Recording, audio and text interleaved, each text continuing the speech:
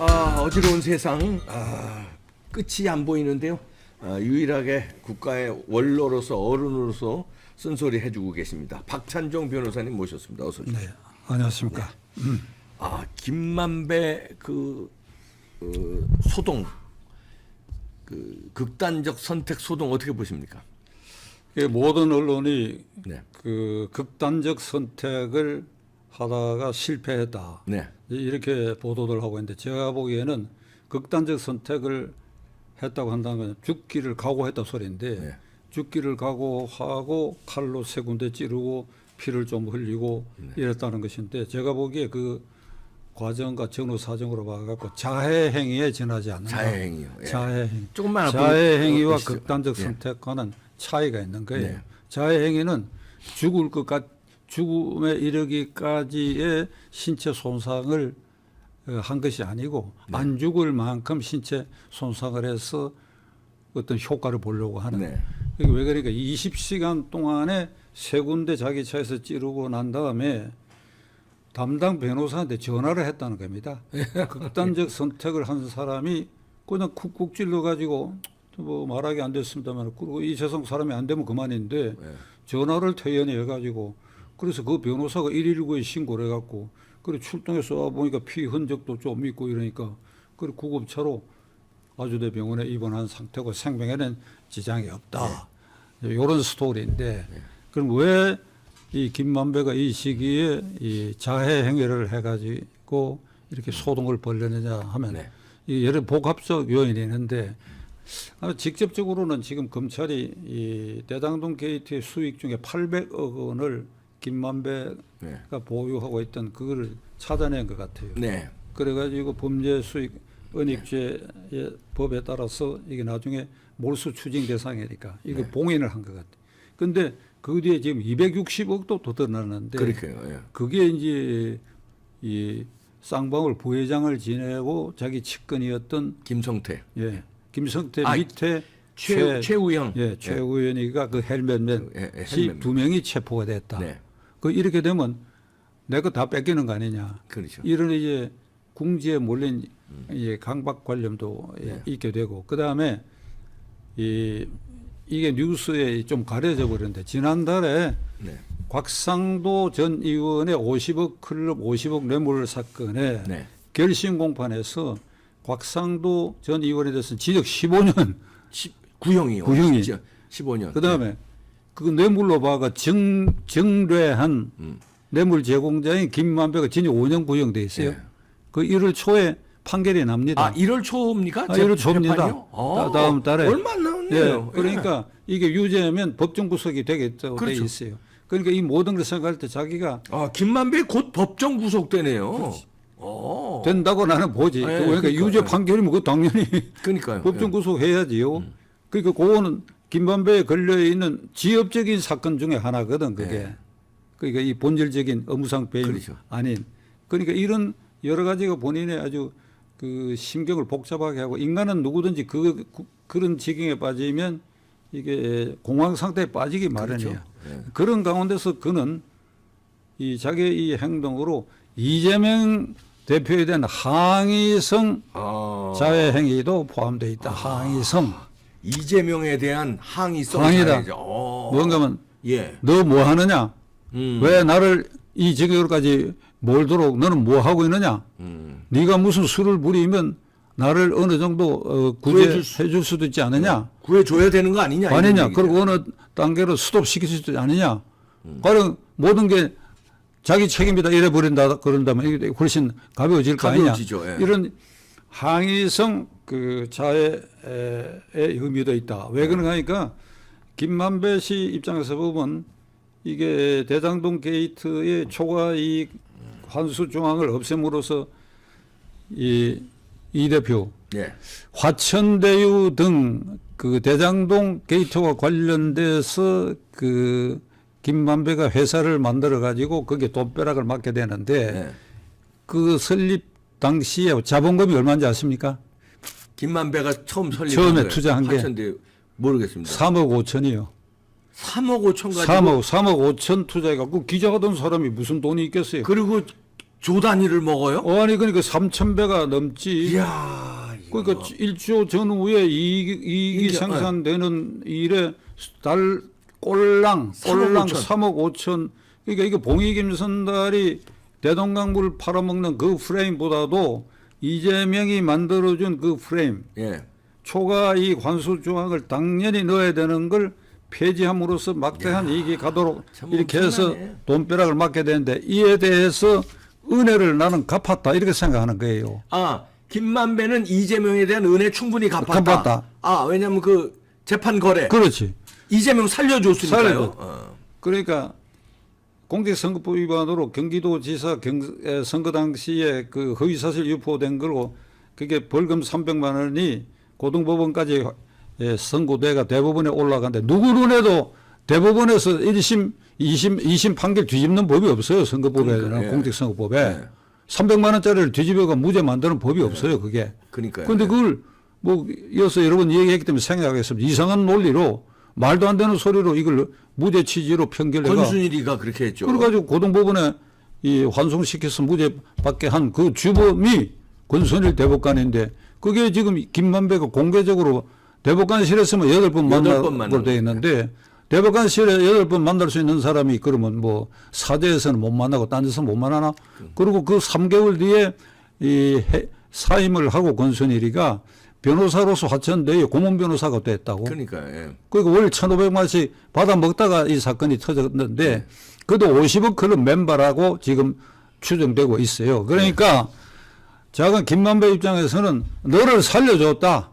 그렇죠. 네 소원대로 대통령 후보가 됐고 그리고 국회의원도 됐고 당대표가 되고 하는 길을 열어준 게 공직선거법에 무죄가 됐기 때문에 그런 것이다. 그렇죠. 그러니까 사실 그렇고요. 예. 나한테 돈벼락을 엄청나게 씌워줬다 하더라도 이것이 기본적으로 네 장래에 걸림돌이 되는 최악의 조건을 내가 제거해 줬지 않느냐. 그런데 너 이렇게 그러니까 나를 방치하냐? 방치하느냐. 이런 함의도 포함된 자해행위다. 저는 이렇게 보고 이재명의 항의성 자해. 예. 시청자 여러분들께는 조금 약간 제가 민망하지만은 만일 그저께 김만배가 극단적 선택을 해버렸다.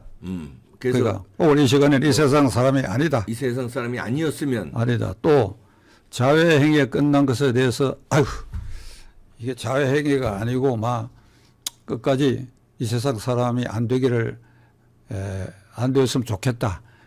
그러니까 그걸 바라는 김만배가 죽기를 바라는 사람. 예.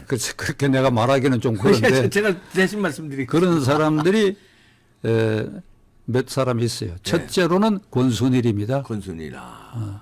그러니까 김만배가 죽어버리면 입을 다물어 버리고 지금 물론 드러난 정황으로 갖고도 나는 권순일 충분히 뇌물죄로 묶을 수 있다고 생각하는데 그래도 그 부분 아직 당사자가 검찰이 없어져 수사를 하는지 안 하는지 모르겠으나 그래도 김만배가 살아있는 게 그 입에서 나올 수밖에 없죠. 네. 그러니까 제일 지금 떨고 앉아 있는 것 중에 첫째가 권순일이거든.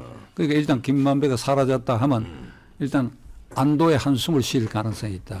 두 번째로는 박영수 등 50억 클럽에 속하고 있는 사람들입니다. 전 검찰총장 김수남 전 중수부장 최재경 50억 그 클럽들. 50억씩 나누고 박영수 특검은 그 시행사 자기 친척 거기에 100억을 보냈다는 거 아니에요. 그러니까요. 예. 그러니까 그거 다 사법 처리 박영수한테 대상인데 그거죠. 일단 김만배가 중심에서 사라졌다 하면 무슨 깨를 내든지 간에 피할 수 있다 이렇게 생각하겠지요.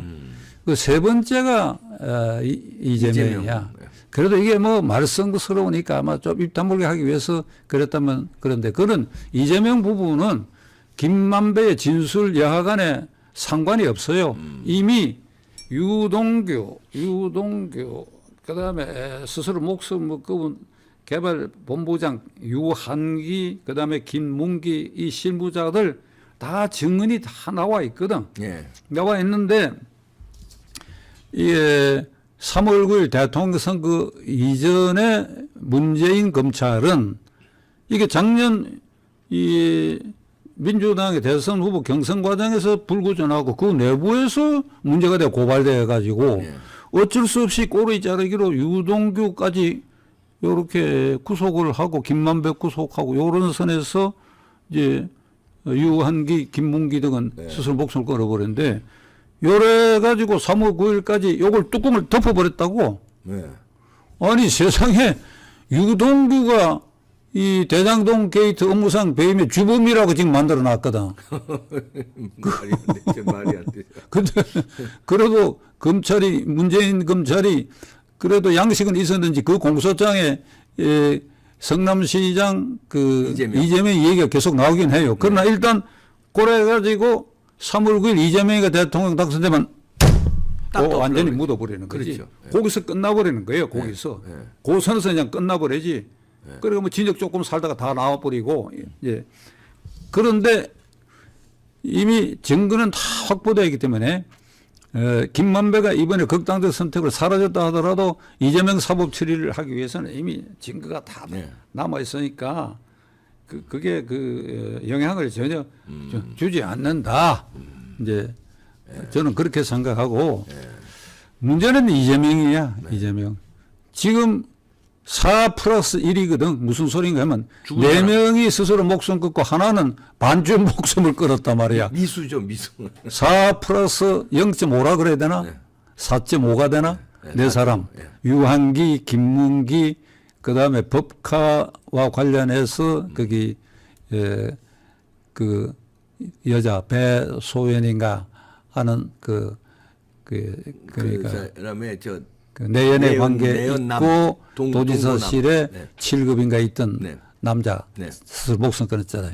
그 다음에 이거는 이 공무원도 아닌 양반이 이게 쌍방울과의 그 변호사 대납 사건을 이렇게 녹취하고 증거를 조사하다가 모텔에서 시체로 발견된 사람이었어요.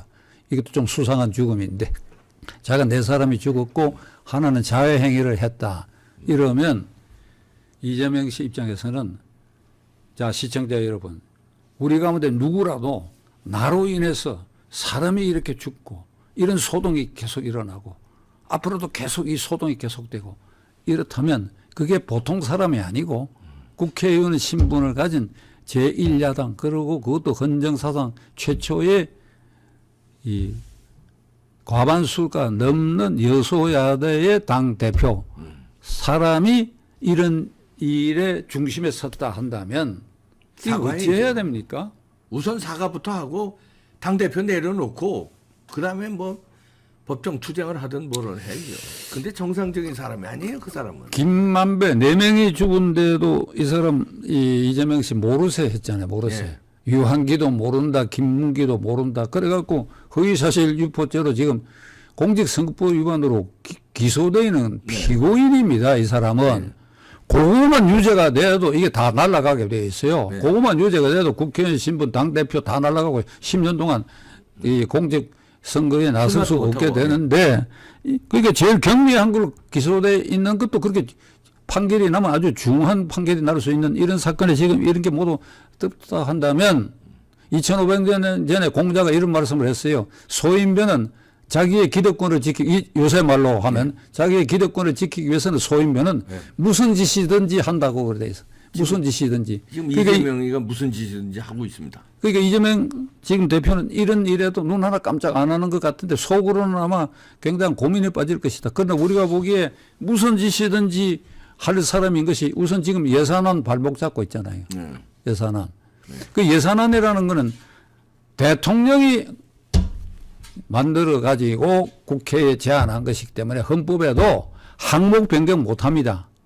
항목을 국회가 마음대로 A 항목을 없애버리고 B 항목에 붙이거나 A, B 항목밖에 없는데 C 항목을 새로 만들어 예산을 추가하거나 그래서 증액하거나 항목 변경 못하고 증액 못하게 돼 있어요. 오직 할 수 있는 거는 삭감밖에 못하게 돼요. 그런데 뭐라고 얘기하냐면 이재명은 이 국민을 현혹시키는 거예요. 국회에서 여당은 우리다. 그러니까 예산도 마음대로 할 수 있다. 국민들에게 잘못 신호를 보내요. 국민들이 전부 헌법적 지식을 갖고 있는 것도 아니고 그런가? 아니죠. 예산안은 그게 그 상권 분립에서 예산안만은 법률 안에 준하지만은 그것은 제한한 예산을 존중하도록 돼 있다고. 네. 이거 내각제가 아니고 대통령제가 그렇죠. 유일하게. 그런데 이걸 마음대로 주무를 보겠다고 하다가 약간 지금 태클에 걸려 있는데 그다음에 법인세로 가지고 트집잡이를 해가지고 3% 문재인 때 3% 올려가 22가 25% 되는데 이게 선진국에 이런 예가 없어요. 네. 그런데 이걸 물고 늘어지는데 이유가 말이죠. 이건 잠시 얘기를 할 수밖에 없는데 이건 부자 감세라고 얘기합니다. 이재명이가. 그러니까 법인세를 3% 낮춰준 그만큼 대주주나 CEO가 갈라먹는 걸로 생각하고 있다. 아니죠. 아니지. 법인이 그만큼 유보 자금으로 투자를 하는 거예요. 그럼요. 투자를 해서 일자리를 늘리면 서민에게 도움을 주는 거예요. 그렇죠. 그렇게 선순환을 해야 되는데 무조건 세금을 이걸 깎아주니까 대기업이나 대재벌들 그만큼 여유가 생기는 걸 갈라먹는다. 여기에 초점을 맞춰 나가죠. 그러니까 뭐 오늘 방송을 보니까 1% 감액 정도로 그러니까 눈치를 채긴 챘어. 네. 그다음에 이재명 대표가 한 일이라고 하는 게 국정감사라고 하는 거, 국정조사라고 하는 거, 헬로윈 이태원 사건에 대한 국정조사는 예산안이 통과되고 난 다음에 국정조사를 하고 그리고 국정조사를 해서 책임의 높낮이가 드러났을 때 주무장관에 대한 문책을 하는 거. 요게 순서인데. 그렇게 약속도 했고요, 처음에는. 예. 약속됐지. 근데 이걸 뒤바꿔가지고 이상민 행정안전부 장관부터 해임을 먼저 해버려. 무슨 책임이 있는지 구체적으로. 정치 도의상 책임은 자기가 언제든지 지겠다고 얘기한 사람이. 문제는 법률적으로 어떤 문제가 있는가. 이건 세월호 사건하고 이태원 사건하고는 다른 거거든요. 네. 저도 한 번 말씀드렸지만 세월호 사건은 그건 살인죄야. 어린 학생들을 선실에 가두어 놓고 그래서 문 밖으로 나오지 말라 그랬다고. 네. 그런데도 일반 그 승객 선장이, 가운데 한 200명은 바다에 뛰어내려 갖고 해경이 출동해서 200명 이상 구출했어요. 해경이 하나도 구출 안 한 줄 잘못 알고 있어 사람들이. 200수십 명을 구출했어. 네. 그 300명 갇혀 가지고 그 선장에 그 말에 갇혀서 이게 살인죄야. 지금 이거하고 이태원의 헬로윈 사건하고는 비교를 할 수가 없어요. 그런데 이걸 정략적으로 이용하려고 하지요. 그 권성동 의원이 정략적으로 이용하면 안 된다 그러니까 유가족 일부로부터 항의를 받게 만들고 민주당이 그러니까. 그런 짓들을 하고 있어요. 그게. 그러니까 이게 헬로윈 사건을 철저히 이재명 본인의 이 사법 리스크 방탄용으로 이거 굉장히 악용하고 있다. 네. 예? 이재명이가. 네. 그 다음에